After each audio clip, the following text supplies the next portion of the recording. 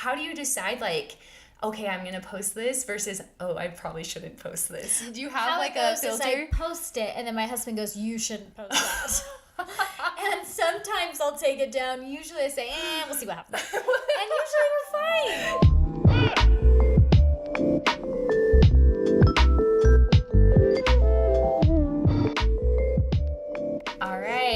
Welcome to today's podcast for the Instasize podcast. Today we're so excited to have Oakley with Nothing Down About It with us today. Hi Oakley, how are you doing? Good, how are you? I'm doing so great. Thanks for asking. We're so thrilled that you're here today with us. Thank you. And we're actually on site today. Yes. So kind of fun. To me. So fun to see your beautiful house. She's an amazing interior designer, if any of you were wondering.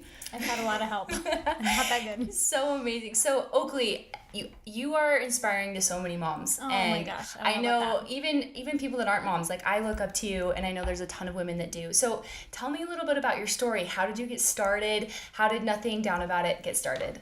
Yeah, so Wells was a surprise diagnosis, and that whole first year that he was born was kind of like the year where you go through the process of all the feelings and kind of process that whole lifestyle rerouting, so I felt so much heaviness in that first year and so much joy because we could tell immediately after all the tears that this was going to be such a blessing and strength to our family. But people, it was kind of like everyone around us had to adjust with us, like they weren't really sure what to say or how to respond because they knew that it was a shock and that it was a difficult shock in those very early days. And so I got a lot of I'm sorry's or, oh, you guys are such saints or whatever. And I was like, no, people need to understand that this is a beautiful lifestyle and that we can still have a very normal family life and a very beautiful and wonderful family life, if anything, enhanced because of Wells and because of Down syndrome. So I just kind of was like, I'm going to be his voice. I'm going to be his mouthpiece until he can be a voice for himself and put it all out there. So I did. Oh, I love that.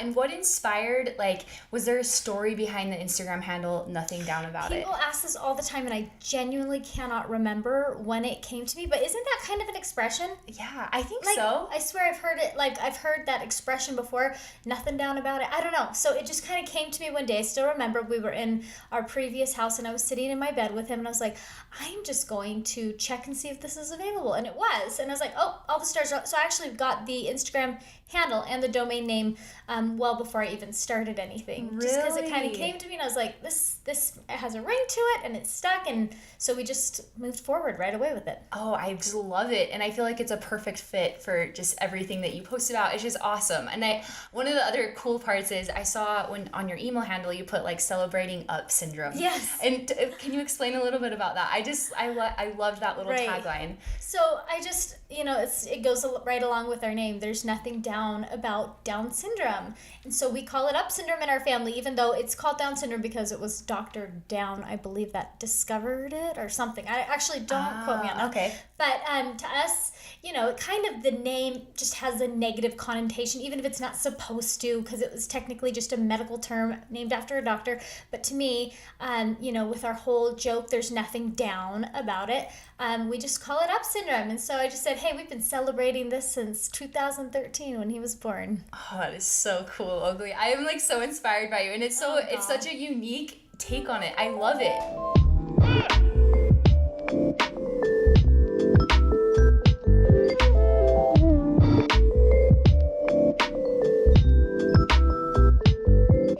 So Oakley, amazing mom. You've done some incredible things. What does it mean to you to be a mother? It's the best job on earth, but it's also the hardest job on earth. I think being a mom is the best way to learn one of the most key ingredients to happiness. And to me, the key ingredient to happiness is looking outward. When we look inward, we are, we're less happy. When we're helping other people and we take the focus off of ourselves, we're happier people. And you have to do that when you're a mom. You have no choice. And even if you did have a choice, you want to do that when you're a mom because there's this love with parenthood that is so unique and incredible that you literally wake up and your thoughts turn to your children most of the time. And then we have to remind ourselves to think of ourselves, Yeah. My husband this morning, as he was leaving for work, he's like, give yourself some me time today. I'm like, oh, okay, that's not going to happen, but okay. And I try, though. I do try to make that happen. But I think motherhood is such an easy way to learn true happiness, if you have the right attitude, and if you're constantly looking at it as a blessing that you get to look outward, and that you get to this privilege of taking care and fulfilling all these little people, that is so much constant service. And that's how we grow as humans. We just do. I mean, countless studies will show when you're serving other people, you are more fulfilled, you're more happy in your life. And so I think they force you into that. So what a cool way to learn those things, you know? Oh, yeah. And it's amazing. Like, you can tell on your, you know, your feed, everything that you do, I feel like you just radiate happiness. Oh, and so it's amazing. No, it's amazing. And I should say with that, you do need to take time for yourself and to fill your own cup and your marital cup or your partnership cup or whatever, wherever you're at. You do need to take that time too. But yeah, your instinct, I think I would say almost all women, when you become a mom, is to serve those little people that you have. So amazing. And I feel like you've done a great job at that. I even just watching you with your kids earlier, I'm like, oh, she's incredible. Oh, God. You really are. Way too nice. So you're also a mom, not only a mom that, like, you know, has this amazingly beautiful family, but you're also creating, right? You're creating content for Instagram. So tell me a little bit about, like, how you find time to do that, and what, you know, how you come up with these ideas and all that. When your life is one walking amount of chaos after another, it creates its own content. A lot of my content is, especially in my stories, is the chaos that motherhood is and that children are. So yeah, I actually don't know that I'm the best, so the other day I was listening to a podcast and she said, I love Instagrams with a lot of like white relaxing photos. I'm like, this lady would hate my Instagram because it's all bold, crazy, colorful. Our life is bold, crazy, and colorful. So I just kind of keep it true to that on my Instagram. I keep my my Instasize filters colorful. I keep my content that I'm creating true to what our life is. I really strive for that. I don't ever want to mislead people about that parenting is perfect and easy and always wonderful, because it has so many hard aspects. So I try to be super honest with that content that I put out there. I try to really show our true family on Instagram, and I think I do a pretty good job of that. That's the goal. So that's really cool. And that's one of the things, like, I always, like, when I was reading through your, you know, your comments and things on Instagram, people are always like, I love that you show, like, your real life. Like, they love that aspect of that. So was there anything that inspired that? Because I know, you know, you have the Instagrammers that, like, show this kind of ideal life that it's very staged, very not, and you've chosen to go the route of, like, this is the reality, right? And what kind of inspired that? Definitely my upbringing. I've always been my husband always says, you look so ticked. Like, if I'm ticked, if we're out, because I'm not good at, even, my face is so transparent. I am so transparent that I just, that's like, it's like not an ability for me to even fake perfection, because that's not my personality. And I come from a very bold, colorful family. My parents are eccentric and interesting. Yeah. I like don't even, sorry, they don't, I don't think they ever listen. But they are very unique people. They're very, I mean, I grew up in a rock band. My sisters and I were not even in school. We traveled around. There was 4 of us, 8 brown eyes. Before YouTube, so you can't even find anything. Oh, shoot. I was going to go look it up right after this. Good luck.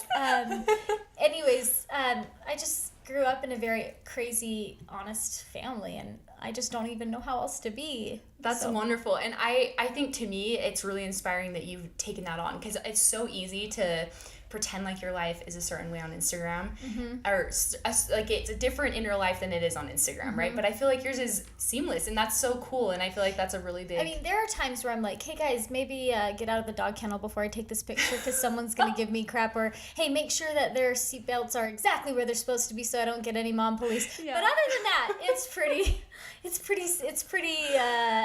It just is what it is. It just happens. Yeah. I love that. And you kind of brought this up, but like, how do you get people that, you know, criticize the way that you parent online, and how do you handle that? Yeah, I don't really have to very often, because the other people do for me, which is so awesome. Really? When you have like Instagram community that really loves, that you feel connected to, that they feel connected to you, they'll always have your back when somebody else decides to be mean, which is really rare. I will say that we've had a very positive. Now, with that being said, I have set very high filters on Instagram so people can't say certain words. So anything like the R word or whatever, I've completely blocked, so people can't even type that. It won't let them actually publish that. Yeah. So you can do that. I had no idea you could even do that. Sure. But mom policing, I mean, yeah, that's always there, and it's not too often, but once in a while. And do you feel like it affects you? About it. Not a whole lot. If it's something like really direct, like, well, this is an example. Somebody was like teasing me or saying, "You're just now potty training Wells," which P.S. haven't even started. So she's like, "He's almost 6. That's ridiculous." And she went on this rant, and it turned out she was this cute little college sophomore with no kids. And You're kidding me. So it's like you gotta like step back and realize the people are super critical. You know, who knows what they're going through? Who knows what's going on in their life? Move on. Really? So you're just able to like brush it off, or else you cannot be in this world. You know, it could be a lot. You know? Oh, for sure. And I feel like even just people feel like they can say anything through the screen, and exactly. So it's just like this person would never say that to my face, right? They may not. They might be going through something in their own life that's making them feel angry and mean and just whatever. You know. Oh my goodness. Well, I'm impressed that you've been able to like rise above that negativity. It was hard in the beginning. Really. It gets easier over time. Because you feel like, and I'm sure your support has grown over time. Yeah, and it's kind of drowned out the negativity. Yes. That's really, really cool. Absolutely. So this is a question I know a lot of us had, and I'm sure like a lot of your followers have. Will you let your kids have social media? Yeah. I mean, we're in that world. It's like the day and age where you can't afford it. Now, in the appropriate time frame, absolutely not for a long time. But when my daughter gets to that age where she's like, "Mom, I really, with limits and really teaching them about the dangers and the beauty of it." I think we can't be fear-based with social media. There's a lot of that out there right now, and the reality is it's not going anywhere, and our kids are going to find it one way or another. And I know so many good families whose kids have secret Instagram accounts, you know? Really? And oh my gosh, yes. Teenagers, secret if their parents Instagrams. withhold it, that can be very dangerous. I think you just need to be super transparent with your kids. Hey, this is a tool that can be used for good, and it can be used for bad, and it can be used for this and that. And Anna McFarlane, from Kids Are the Worst, she does some great tech courses about how to protect your kids, and I think finding resources like that, educating yourself on how to talk to your kids about it. But I think when we take it away and say, we don't trust you with this, or this is too awful and bad for you, well, they're going to grow up and they're going to find it, and then that can damage your relationship. I just think you need to be cautious and take whatever approach works for your family. But for us, for sure, eventually, if they really want it, it'd be great if they didn't. Yeah, right? They will. I think they will because we're in too. an ever-evolving social media world now. I agree, and who knows what the next thing is, Oh right? my Like gosh, it's probably going to change. I think staying up to date on what comes out, like when Snapchat came out, I was like, I still don't really know how to work Snapchat. But I think once our kids are that age, you got to really know, all the different apps that are out there. Yeah, so you can teach them kind of like, what is this and how do you use it? The dangers of it and the good in it and all that. So. That's really cool. I think that's a really great way to look at social media, healthy way to look at it, right? Because some parents are saying no. Yeah. And it's here to stay, and they're going to eventually have it. So my view is I want to be the one to kind of control their intro to it and help them navigate it, because they're going to eventually. So and you I want to be involved. Yeah, might as well direct that narrative. And obviously you monitor and, check in on it and all that. Of course. Jazz. Yeah. Of course. And I don't know if there's been a lot of talk about YouTube and like the YouTube things that have been going on, not scandals, but just things that have been wrong on YouTube. Do you have any like thoughts on like what's been going on with YouTube? I don't really, because I don't really know what all that's about. I've heard a little bit. I've heard parents maybe showing too much, or is that there's been like a lot of like that, and then like this like whole Momo thing with like the scary images showing hear up. About that. Yeah. Well, if I'm being completely honest, our kids are not allowed to watch YouTube. Okay. But I don't think they need to. They're so little. We really we're I'm not going to lie and say we're great with screen time, because you better believe I play music videos in the living room. Now that's on YouTube. Yeah. But I'm in control. I can see Wells loves a good music video. He'll listen to BYU a cappella groups and Macklemore. We're very well versed in, we believe in balance and all things, and edited and monitored. But I mean, it's in our living room. So when YouTube is on, but never on a device, do I just let my kids have free reign on YouTube. That is dangerous, I think. I agree. For me and my family. Do you limit like their screen time, or is it kind of they can? No, I wish I could say I did. I'm not going to pretend. Some days were really good, and some days when mom's got a ton to do, they watch Cars twice. Whatever. We do our best, but it's definitely when on the days where we get too much screen time, it's movies. We have like iMovies that they click into, and I'm always there, and I'm always monitoring. It's always in our living room. We don't do TVs in private rooms. That's smart. So, I think that's really smart. Okay, that's a lie. Scott and I have a TV, and we watch The Office in our room every night. But my kids do not have private TVs. The kiddos don't have it. That's how we are the same way. So cool, Oakley. And I guess one of my next questions is just what advice would you give to moms, that have children with Down syndrome? Do you have like any advice that you'd give to them? Yeah, I think just like any other parent, don't compare your kids to other kids. And I think I see that in the Down syndrome world even. People saying, oh man, he's verbal already and he's not. And okay, she's already got him potty trained. And it's the same as it is in the typical kid world. Yeah. So I think you have to be so careful. Hey, this is their journey. This is their story. Just sit back, enjoy the ride, push them just like you would with your other kids. And that's something that I try to make sure to do that doesn't come as easy to me is, sometimes I do want a baby Wells because he's so sweet and baby-like, but he's almost 6. So I have to push him. All right, bud, nope. You need to understand that you already had a bar. You don't get another bar. I have to set rules. And guess what? He's totally capable of learning those things just like my other kids are. So don't put limits on your children if they have different needs, different abilities. I think they still deserve to be pushed like every other child within reason, right? Yeah. I'm not going to say you better learn to read before you're 7 because that might not be realistic for Wells. But I will push him and help him and guide him. But I get so many messages from moms. Okay, I noticed Wells is walking. When did he start walking? When did he start, And I'm like, this is when he did, but don't expect that same thing for your kid, because it'd be like saying that my daughter Scarlett is going to read at the exact same time my son Ames will, but their progression is different. And I just think we worry, we consume ourselves with things that are not in our control. Like, just sit back, enjoy the journey, because this is a really unique journey that most people don't get to experience. So enjoy it. Enjoy the fact that you get a kid in the baby phase longer. Like, the baby phase is such a fun phase, and that they're gonna love you a lot more, a lot longer than maybe your other kids as they're getting testy. But also know that they're going to have those hormones and those meltdowns and things too, and just take it as it comes. Take it one day at a time. Don't jump. When Wells was first born, I was crying, saying literally in the hospital, oh my gosh, she's never going to move out. We're never going to be empty nesters. And now I'm like, oh my gosh, what if Wells wants to move out? Yeah, you don't want to be empty nesters. You don't want him to leave. Because he is capable. He might be capable of that. He very well could be. If he keeps on the way he is, I think he could. And now we don't want him to. So just take it one day at a time. Don't start thinking 5, 10 years, or even a year down the road. Take it right now as it is and just enjoy it.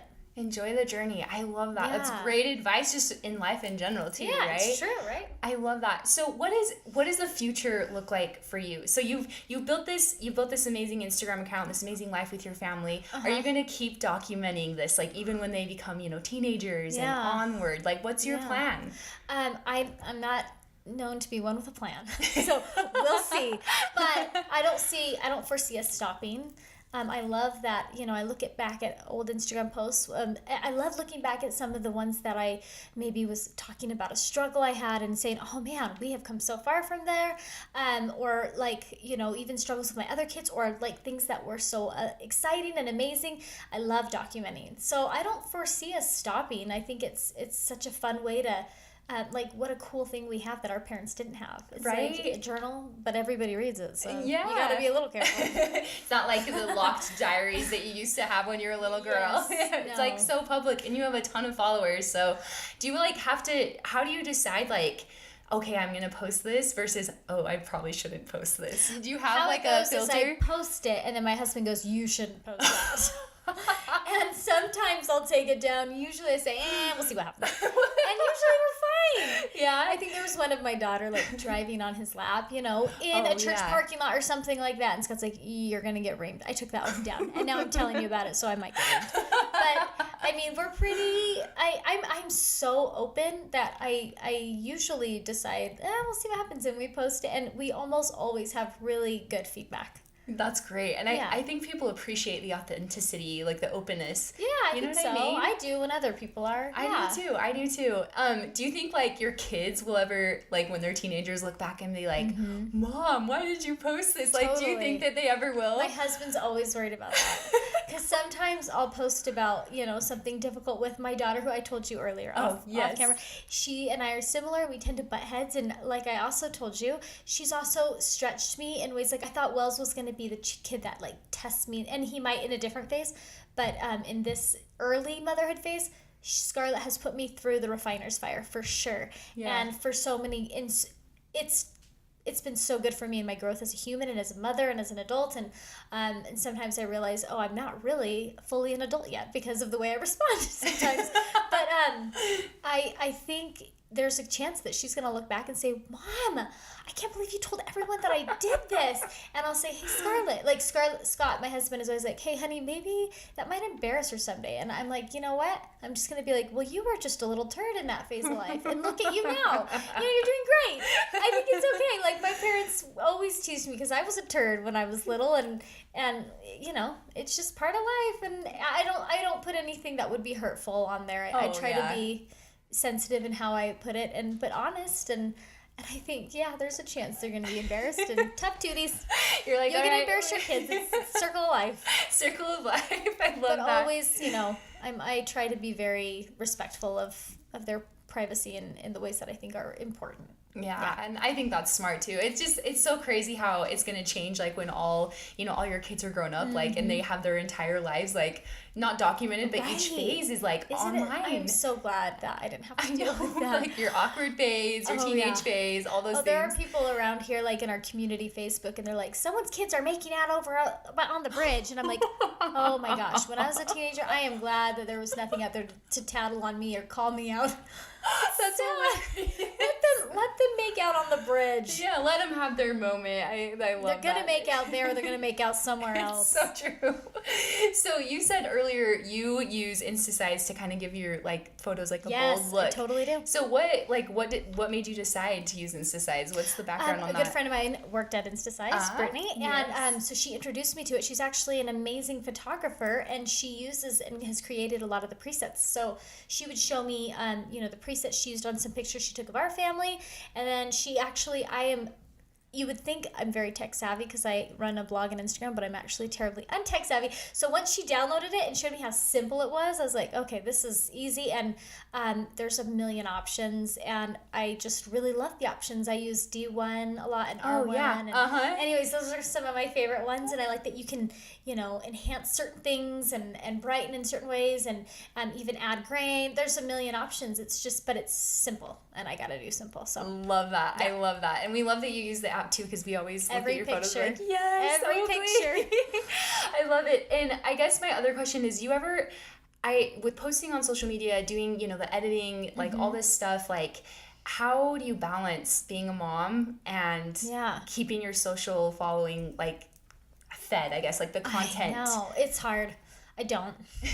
I actually am. People are always like, how do you do it all? Or how are you so balanced? I'm like, oh my gosh, I am so unbalanced. But I think you need to come to terms with, that's okay to not be balanced. And in some seasons, you're going to lack here, and in some, you're going to lack there. And the number one priority in my life is being a good wife and mom. And I'm not every day, but I try. That's the goal. So Instagram is not my first priority, but I do love it. And it does feed me. It's a creative outlet, and it's so fun to be connected and to have, we have mothers around the world that follow us who feel very isolated in their journey with Down syndrome and who come to us for help. And we've also had people say, you have completely changed our minds on what we would do if we found out we had a child with Down syndrome. So, it's been a very fulfilling part of my life, but family first. And then some nights I'm like, Scott, can you, I want to go post the thoughts. So don't let them bug me for 10 minutes. Give me 10 minutes. That's why I say I'm good at Instagram because it's easy enough. The blog is a lot harder for me, but I would like to do more time blocking and be more balanced in it all. But, I'm not going to lie. I have a babysitter who comes and folds laundry and who helps me out when I need it so that I can kind of, I definitely don't, I'm not super mom. That's not, none of us are. Yeah, well, we're super mom for our kids. Exactly. We're the best mom for them. Exactly. And I think that I love that your priority is mom first and then social media. Mom life first, yeah. I love that. And one other question, kind of wrapping up here, what does it mean to you to kind of be a mom, but like a mom that creates? So like this stuff on Instagram, you're also obviously like you've created a beautiful life for your family. Like what does that mean to you? Like motherhood and creativity, I guess, the mix. Oh, I like that. I've never felt like a super creative person. So I guess you are though. Everyone loves you. I guess I am.